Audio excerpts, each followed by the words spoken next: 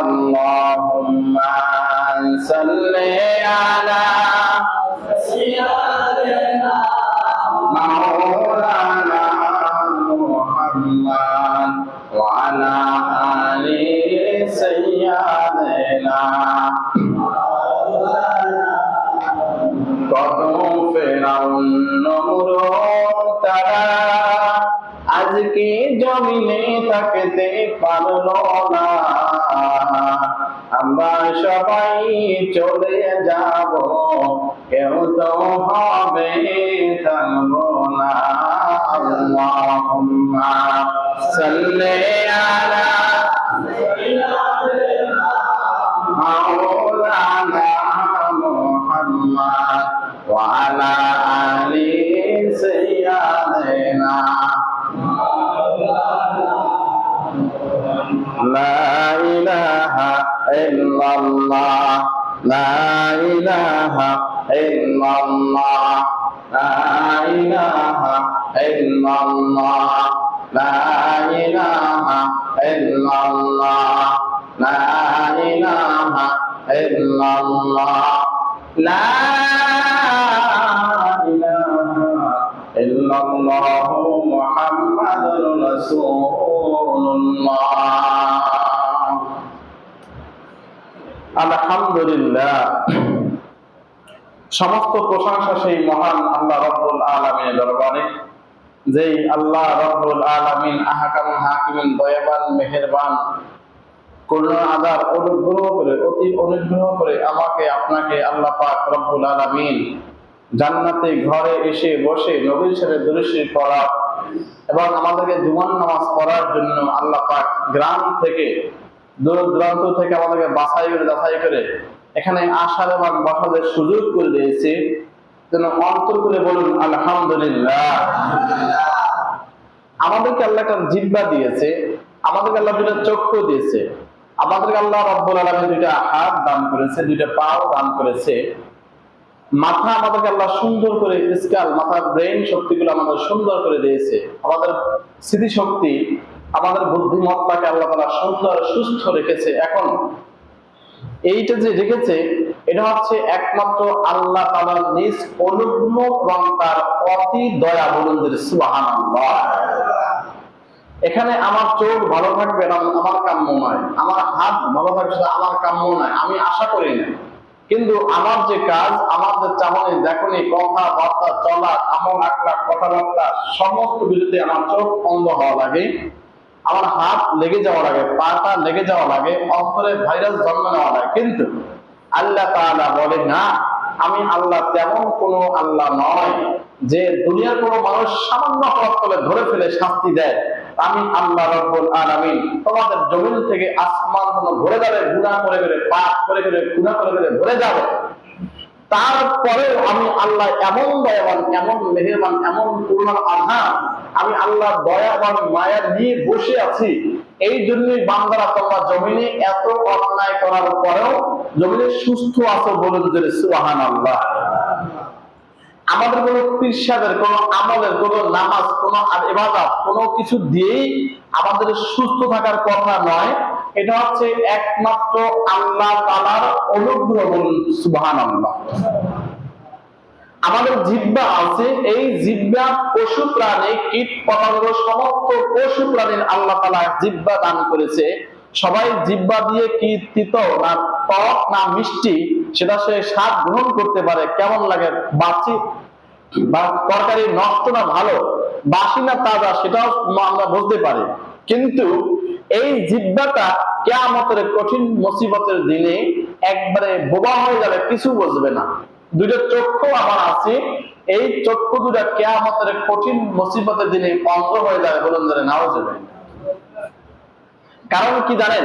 এই জিহ্বা বোবা হয়ে যাবে, এই চোখ অন্ধ হয়ে যাবে। কারণ এই জমিনে বসে চোখ দিয়ে যে কাজ করা দরকার সেই কাজ আমরা করি না। এই জিহ্বা দিয়ে যে জিকির, যে নামাজ, কোরআন তেলাওয়াত করা দরকার সেই কোরআন তেলাওয়াত, সেই জিকির আমরা আল্লাহকে ডাকি না বিধায় এই জিহ্বার যে কাজ, জিহ্বার যে দায়িত্ব, সেই দায়িত্ব আমরা পালন করে না বিধায় কিয়ামতের কঠিন মুসিবতের দিনে আল্লাহ আমাকে আপনাকে বড় বানিয়ে দেবে। কোরআনের আয়াত, নিজের কোনো বানানোর কথা নাই। আমার চক্ষু দুটা অন্ধ হয়ে যাবে, আমি কিয়ামতের সময় বলবো ইয়া রাব্বুল আলামিন আমি তো অন্ধ ছিলাম না জমিনে, আমাকে কেন অন্ধ করে বানানো হয়েছে, কেন অন্ধ করা হলো এখন? তখন আল্লাহ তাআলা বলবে যে না, তুমি তো সব ঠিক আছে, তোমার হাত ঠিক ছিল, পা সব ঠিক ছিল, চক্ষু সব ঠিক ছিল, অন্ধ হলে এই জন্যই তোমাকে দুইটা চক্ষু দিয়েছিলাম, তুমি দেখে দেখে পথ দেখে দেখে মসজিদে হেঁটে গিয়ে নামাজ পড়বা, কিন্তু তুমি কোনোদিন এই চক্ষু দিয়া পথ দেখে দেখে নামাজ পড়তে যাও নাই, কোরআন তেলাওয়াত করো নাই, কোরআন তেলাওয়াতের কথা থেকে সাহায্য সহযোগিতা করো নাই, বিধায় আজকে তোমার চোখ উপড়ে ফেলা হয়েছে, চোখ নেওয়া হয়েছে, অন্ধ করে দেওয়া হয়েছে, মানুষ সাহস করে কান্না করো, বোমা হয়ে যাবে, কথা বলতে পারবে না।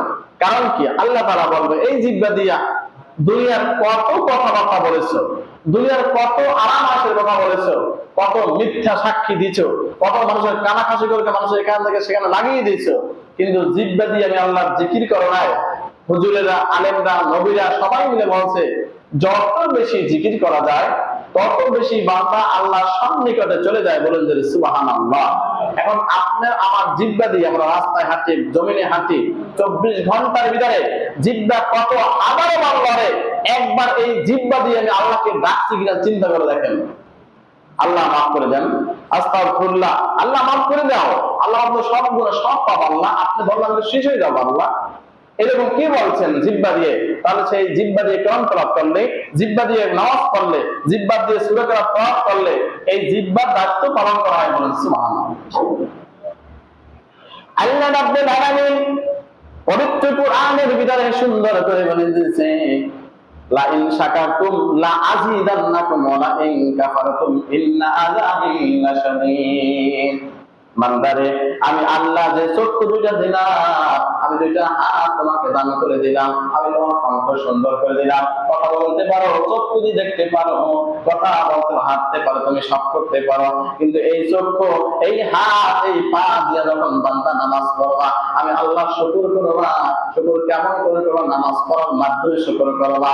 শুধু আলহামদুলিল্লাহ বলে নাই, 5 ওয়াক্ত নামাজের জামাতে হাজির হয়ে তারপরে আলহামদুলিল্লাহ বলা লাগবে, তাহলে বান্দা সঠিক শুকর হবে। বলুন সুবহানাল্লাহ।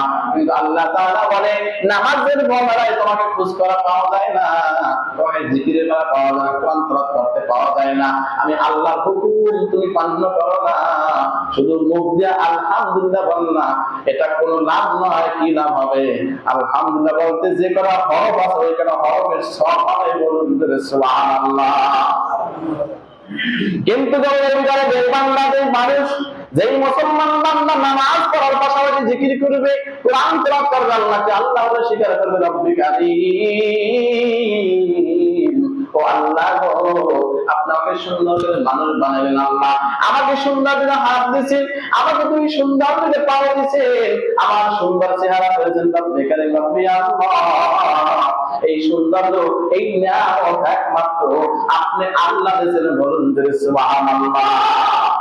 আল্লাহ রাব্বুল আলামিন পবিত্র কোরআন সূরাতুর রহমানের আর রহমান সূরার প্রত্যেক পড়তে বলেছে ফাবি আইয়ি আলা রাব্বিকুমা তুকাল্লিবান।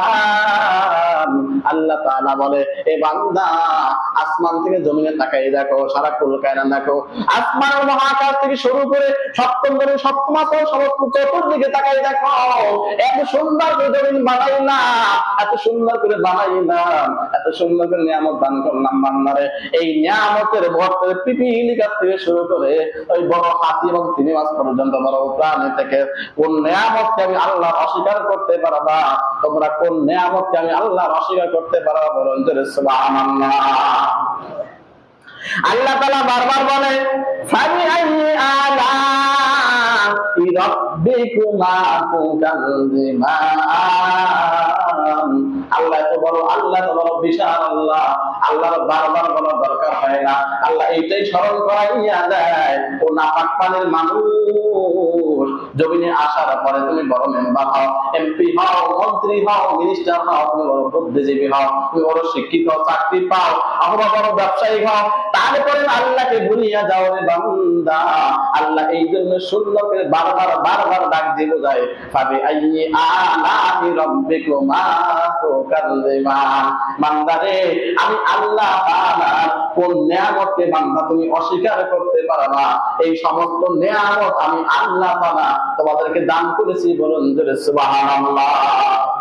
কিয়ামতের কঠিন মুসিবতের দিন মানুষ যখন অন্ধ হয়ে যাবে, বোবা হয়ে যাবে, তখন আল্লাহকে বলবে, রব্বি আল্লাহ রাব্বি কারীম, আমি তো জমিনে অন্ধ ছিলাম না, আমি তো জমিনে বোবাও ছিলাম না। আল্লাহ তাআলা আয়াতে সুন্দর করে বলেছে, ও বান্দা রে, জমিনে তুমি অন্ধ ছিল না, বোবাও ছিল না, কিন্তু চক্ষু দিয়া যেই কাজ করা দরকার ছিল, মুখ দিয়ে যেই কাজ করা দরকার ছিল, হাত দুটা ভাঁজ করতে পারতা, পাও ভাঁজ করতে পারতা। হুজুর আযান দেয়, মুয়াজ্জিন আযান দেয়, পাঁচ বেলা নামাজের আযান দেয়, তোমার 60-70 বছর পার হয়ে গেল, একদিন কোন হুজুর তোমাকে 5 ওয়াক্ত নামাজে হাজিরে দেখা দেয় নাই, তোমাকে একদিন কোন হুজুর মুয়াজ্জিন 5 ওয়াক্ত নামাজে তোমাকে মুসল্লায় পায় নাই, বিদায় আজকে তোমাকে বান্দা জাহান্নামী বানাইয়া, অন্ধ বোবা বানাইয়া এই মাঠে উঠে যান, বলুন জোরে নাউজুবিল্লাহ। আপনারা মনে করেন আমি খুব সুখী আছি, শান্তিতে আছি, আসলে আমি যে আরামে আছি কি জন্য আছি আল্লাহ তাআলাই জানেন। আমার নামাজ, আমার রোজা, আমার জিকির, আমার হজ, আমার যাকাত, আমার ভালো কাজ দিয়ে, আমার বয়ান, আমার তালিম তরবিয়ত দিয়ে ভালো আছি তা না। আমাকে আল্লাহ তাআলা নামাজ পড়ি ভালো রেখেছে, আমি কোরআন পড়তে ভালো রেখেছে, এটাও হতে পারে যে আল্লাহ আমার কোন নামাজ কবুল করতেছি না, কিন্তু আমি আল্লাহকে আল্লাহর কাজ করতেছি, আল্লাহর ইবাদত পালন করতেছি, কিন্তু আমার বিভিন্ন গুনাহ হয়ে যায়। আল্লাহ আমাকে এই ভালো কাজ করার কারণে এই জমিনে হিন্দু, খ্রিস্টান, বৌদ্ধ, নাসারার মতো ভালো রাখতেছে, বলেন যে নাউজুবিল্লাহ। আমি যে ভালো আছি, ভালো খাই, ভালো করি, এতে যে আমি আল্লাহ ভাইবাগম না, আমার কোনো পাপ আছে, কোনো অন্যায় আছে, আমার নামাজ আছে, কোরআন তেলাওয়াত আছে, জিকির আছে, চোখের গুনাহ, হাতের গুনাহ, পায়ের গুনাহর কারণে আমার নাম জাহান্নামী হয়ে গেছে, তওবা করতে পারি না, তওবার সুযোগ পাই না, তওবা শয়তান করতে দেয় না, বিদায় খুব ভালো আছি, আনন্দ করে নামাজ পড়ি, ও আল্লাহ ভালো, কোনো বিপদ আসে না। আসলে না, বিপদ যার আসে না সে আল্লাহ ওয়ালা হতে পারে না। যার ঘরে চাল ডাল পরিপূর্ণ সম্পদ থাকবে সে কোনদিন আল্লাহ ওয়ালা হতে পারবে না। বলবেন যে কেন, বড় বড় আলেম নবী খায়, আসলে সে কেন খায় আল্লাহ তাআলাই জানেন। আপনার বলতে পারবো না যে হুজুর ভালো আছে, ভালো খায়, মনে হয় নামাজ পড়ে দেখো ভালো আছে, এরকম না। আমাদের নামাজ বাদ দেন, সারা বিশ্ব সমস্ত ওলিদেরকে মিল করেন, সমস্ত ওলি আল্লাহকে একসাথ করেন, তারপরে আল্লাহ নবীর একদিনের একবার আল্লাহ বলাকে একসাথ করেন, সমস্ত পৃথিবীর আল্লাহ বলা সব একসাথে করেন। আল্লাহ নবীর একবার আল্লাহ বলার যে মূল্য সারা কুল কায়নাত বলে সবাই বলল, কোটি বলবে, তারপরে নবীর একবার আল্লাহ বলা সবার হবে না, বলুন যে সুবহানাল্লাহ। সেই নবীকে পাথর মেরে, সেই নবীকে পাথর মেরে আঘাত করে তার গাতে রক্ত বের করে দিয়েছে, কল্লায় আপনার তরবারি দিয়ে আঘাত করেছে, গায়ে কল্লায় কামফা লাগাইয়া তাই হত্যা করতে চেয়েছে, নবীকে নারী চাপিয়ে দিয়েছে। নবী আল্লাহ বলে নাই, নবী দোয়া করে নাই, নবী নামাজ পড়ে নাই, নবী কোরআন তেলাওয়াত করে নাই, নবী কি আল্লাহকে আল্লাহ বলে স্বীকার করে নাই? নবী এত বড় নবী, এত বিশাল নবী, এত বিশ্ব ব্রহ্মাণ্ড ভিতরে এরপর মানুষ আসবে না, এত সুন্দর সম্মানিত আল্লাহ পরে যার স্থান, তাহলে তিনি কেন কষ্ট করলেন? তার সব ছিল, সম্পদ ছিল, টাকা ছিল, পয়সা ছিল, সমস্ত কুল কায়নাত সব তার আল্লাহ তার হাতে দিয়েছিল, এবং তার সৈন্য সামন্ত প্রেসিডেন্ট, তিনি আপনার রাজ দরবারের রাজকাজের সম্পদ নিজে প্রেসিডেন্ট ছিলেন, কিন্তু প্রেসিডেন্ট থাকাকালীন তিনি পেট ভরে খাবার খায় নাই, ভাত খেতে পারে নাই, তিনি মাছ পোলাও কোনোভাবে সুন্দর করে পেট ভরে খেতে পারে নাই। কারণ কি? আল্লাহ কি তাকে দেয় নাই?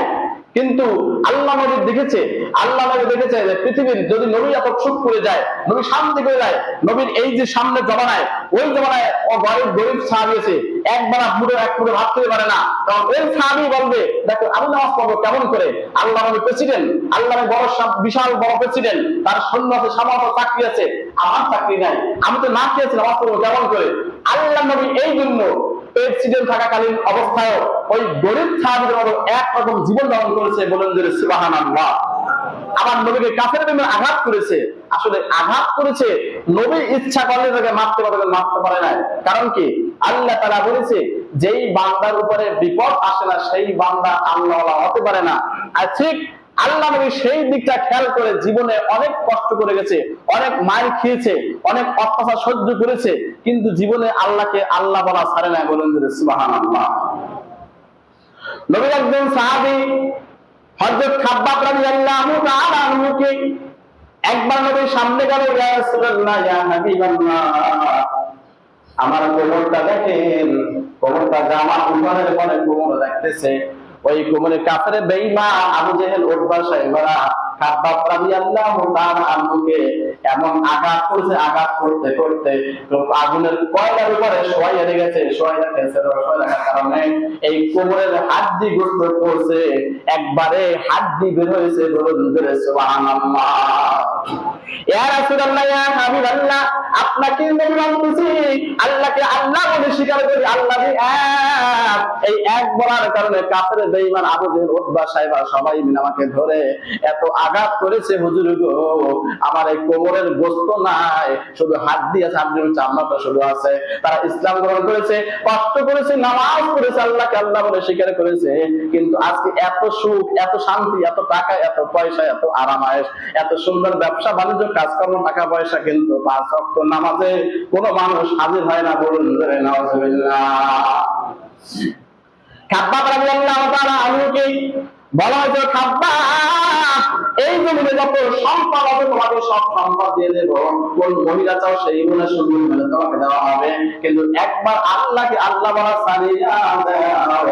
আল্লাহকে অস্বীকার করো। বলেন নাউজুবিল্লাহ। আল্লাহকে অস্বীকারের মতো দুঃসাহস কেউ করতে পারবে না। আল্লাহ এক, আল্লাহর কেউ দ্বিতীয় নাই।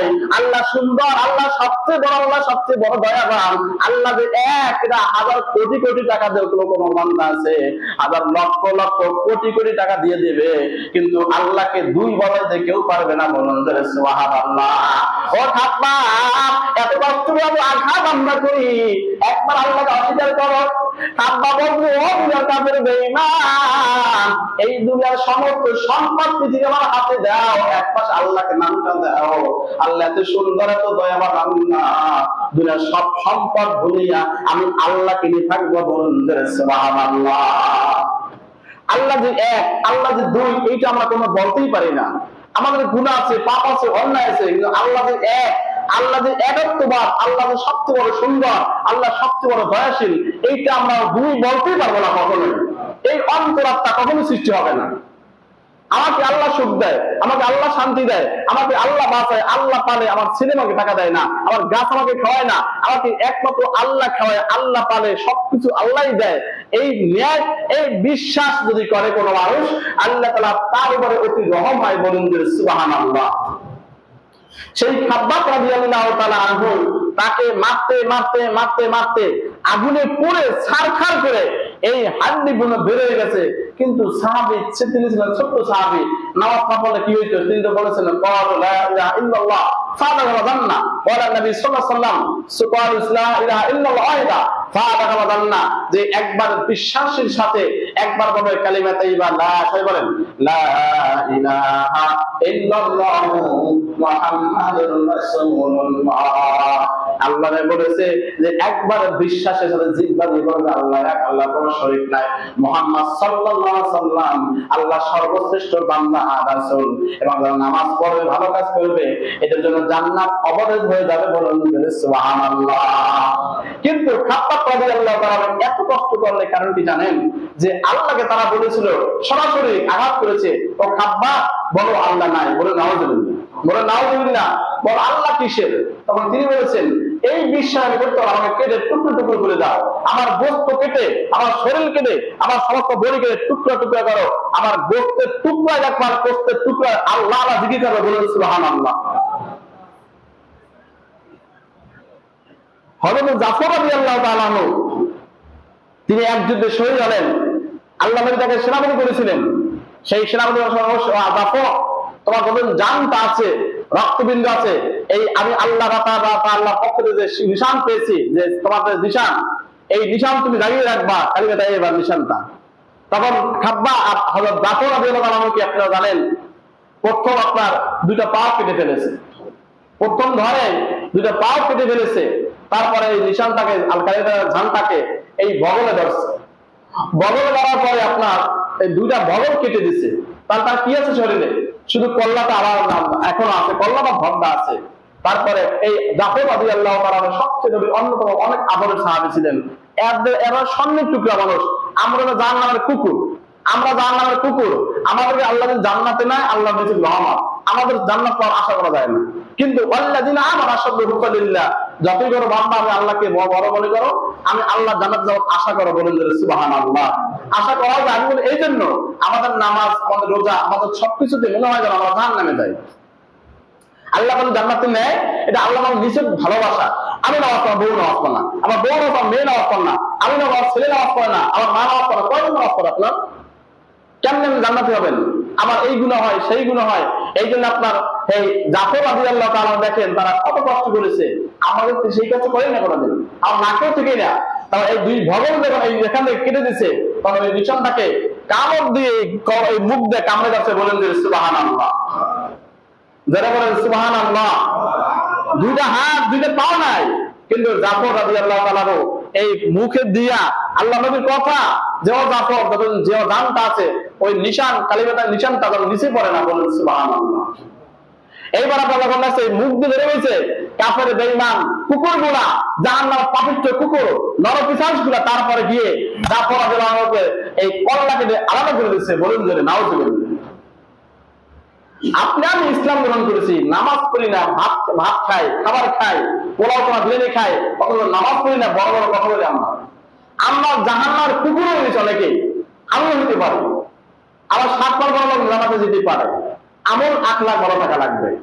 এইবার দেখেন সমস্ত যুদ্ধ শেষ হয়ে যাওয়ার পরে শেষকালে সাহাবীরা খোঁজ করতে, যে কোথায় কোথায় সাহাবী পড়ে আছে, শহীদ সাহাবী দেখতেছে অমুকখানে মাথার মধ্যে এখনো আল্লাহ তাআলা নবীর যে দিয়েছিলেন কালেমার পতাকা, সেই পতাকা এখনো ফটফট করে উঠতেছে, বলেন যে সুবহানাল্লাহ।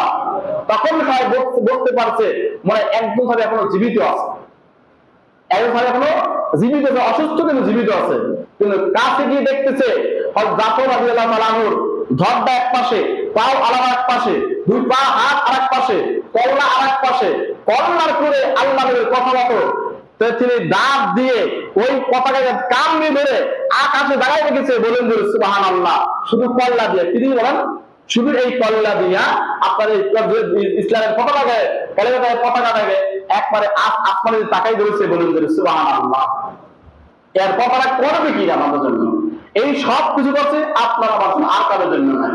আপনারা ভালোবেসে আপনাকে শান্তি দেওয়ার জন্য এই ফিলিস্তিন, লেবানন, গাজা এখন যে কষ্ট করে তারা বিজয় পাবে একদিন, সেই বিজয় তারা ভোগ করতে পারবে না, তাদের পরের জেনারেশন, পরের প্রজন্ম সেটা ভোগ করতে পারবে। কিন্তু এখন দেখেন ঘাস খায়, কত কষ্ট করে, কত অত্যাচার সহ্য করতেছে। তারাও মানুষ, আমরাও মানুষ, তারাও নামাজ পড়ে। এখন দেখেন আমাদেরকে কিয়ামতের মাঠে আছে, কঠিন কিয়ামতের আলোচনা ছিল, কিয়ামতের অবস্থা। সেই কিয়ামতের মাঠে আমাদেরকে বোবা করে দেওয়া হবে, চোখ অন্ধ করে দেওয়া হবে, আমাদের হাত পা ঝুলে থাকবে। কারণ কি?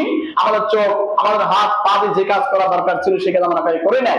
এই জন্য আপনার হাতে পায়ে ধরে বলি, আজকে ফজর নামাজ পড়ছি কয়জন আল্লাহই জানেন। আজকে ফজর নামাজ পড়ছি কয়জনে কি গুণ